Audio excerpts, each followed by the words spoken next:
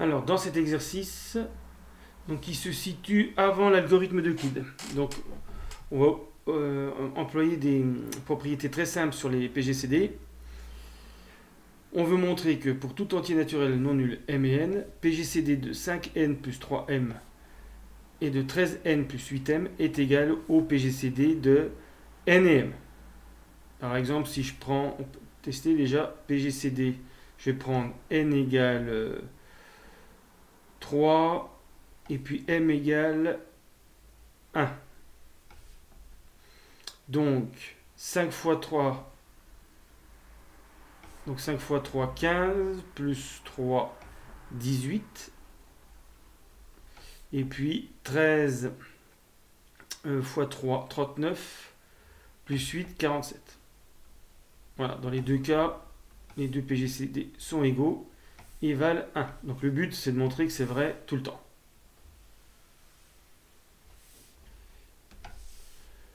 Alors, première méthode, je vais montrer deux méthodes. Le PGCD de 5n plus 3m. Alors, je vais commencer par le plus simple. De n et m divise n et m. C'est un diviseur commun. Même si c'est le plus grand, c'est toujours un diviseur commun. Donc, il divise n'importe quelle combinaison linéaire. Donc, il divise par exemple 5n plus 3m. Et puis, il divise 13n plus 8n. Dans ce sens-là, c'est simple. Donc, c'est un diviseur commun des deux nombres. Mais le plus grand diviseur commun de ces deux nombres, c'est leur PGCD. Donc, PGCD de n et m est plus petit que le PGCD de 5n plus 3m et 13n plus 8m. Voilà. Donc déjà, on a dans le sens. Maintenant, le but, ça va être de montrer dans l'autre sens. Donc je vais partir de PGCD de 5n plus 3m et de 13n plus 8m. Donc là, ça va être un peu plus compliqué parce que forcément, le PGCD divise à la fois 5n plus 3m et 13n plus 8m. Donc divise n'importe quelle combinaison linéaire de A et B ici. Je vais les appeler A et B. Alors, comment combiner A et B pour ne trouver que m? Donc l'idée, c'est déjà d'éliminer petit n. Donc on va multiplier par 13 pour faire 65. Donc ça va faire 13a. Et on va faire moins 5b. On va multiplier par 5 pour faire 65n. Donc par différence, on va les éliminer. Donc je vais plutôt faire 5b moins 13a. Et je fais le calcul. Ça fait 5 13n plus 8m moins 13 fois 5n plus 3m. Et là, il ne reste plus que, donc là ça fait 65n qui s'élimine. 5 fois 8, 40. 40m. Ici ça fait moins 39m. Il reste pile m. Bon, si vous trouvez moins m, c'est pas grave. Le PGCD divisera donc m également. Donc déjà, le PGCD ici, comme il divise A et B, il divise 5B moins 13A, donc il divise M. Ensuite, on fait une autre combinaison linéaire pour éliminer, pour avoir simplement N, donc il faut éliminer M. Donc il va falloir faire 8A ici pour avoir 24M, et puis 3B ici pour avoir 24M. Donc on va faire 8A moins 3B. Alors il vaut mieux prendre, là il se trouve qu'on prend 8 et 3 parce que ça fait 24. Il vaut mieux prendre le plus petit multiple possible. Sinon on pourra arriver à 2 fois n au lieu d'arriver à n. Et là on sera embêté.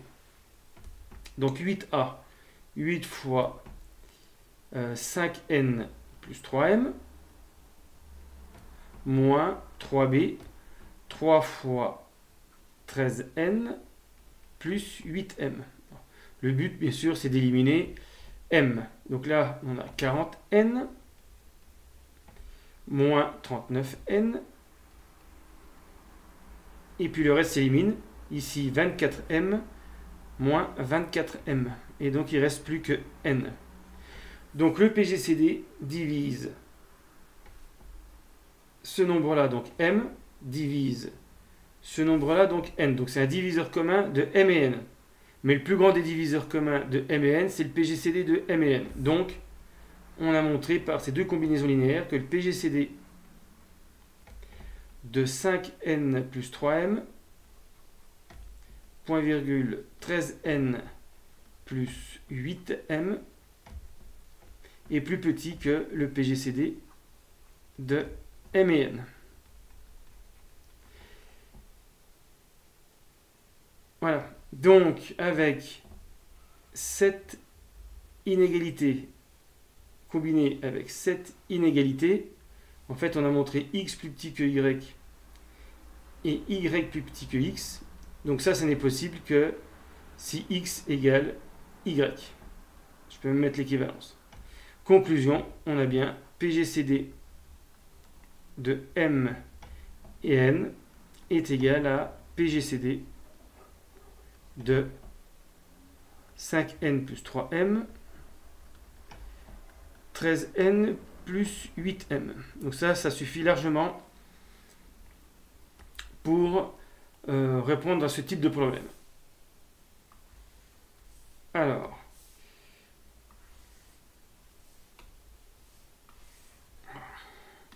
je vais effacer tout ça. Je vais vous donner une deuxième méthode.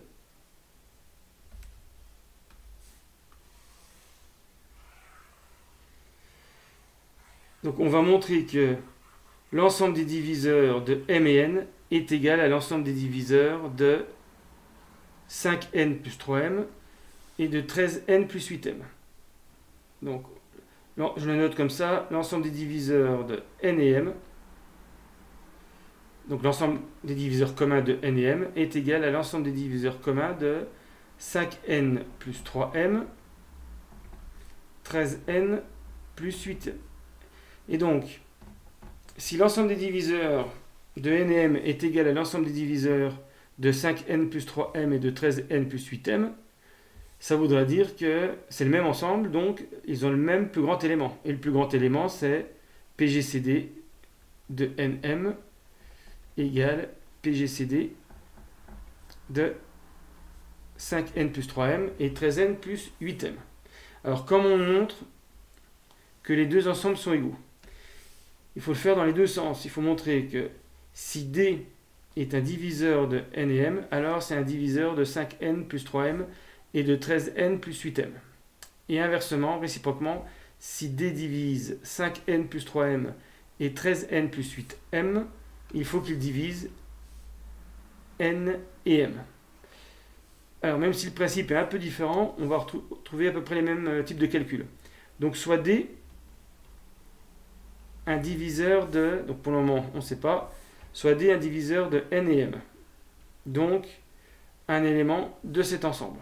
Donc j'ai mon ensemble D de nm et je prends n'importe quel diviseur commun à n et m.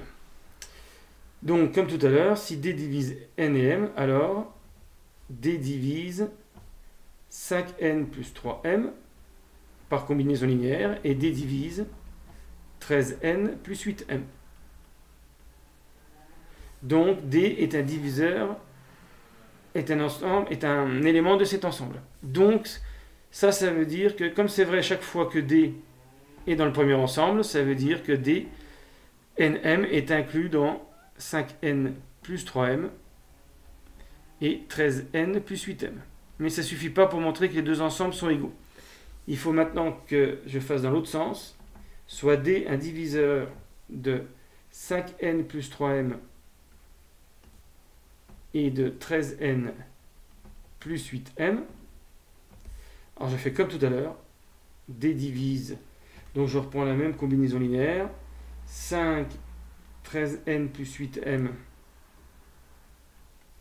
moins 13 5n plus 3m égale M. Et puis D divise 8, 5n plus 3m, moins 3 fois 13n plus 8m. Et ça fait n. Donc si D appartient maintenant, on vient de montrer que si D était dans l'ensemble des diviseurs communs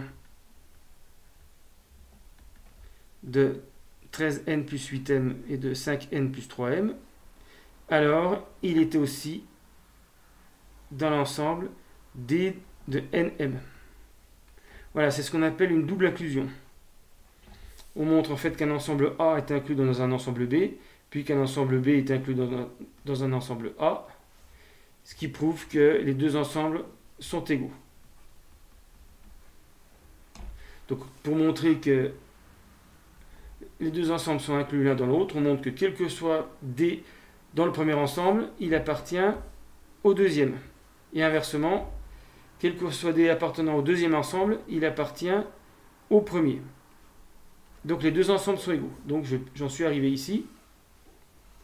Donc on a montré que les diviseurs communs de n et m sont exactement les diviseurs communs de 5n plus 3m et de 13n plus 8m. Donc si c'est le même ensemble, ils ont le même plus grand élément.